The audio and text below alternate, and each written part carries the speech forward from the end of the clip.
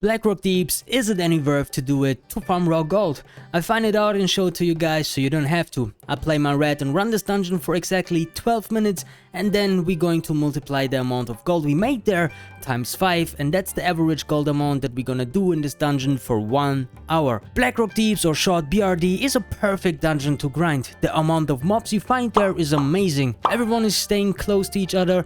This dungeon is filled with a lot of bosses who drops rare items that can be sold for a quite few gold.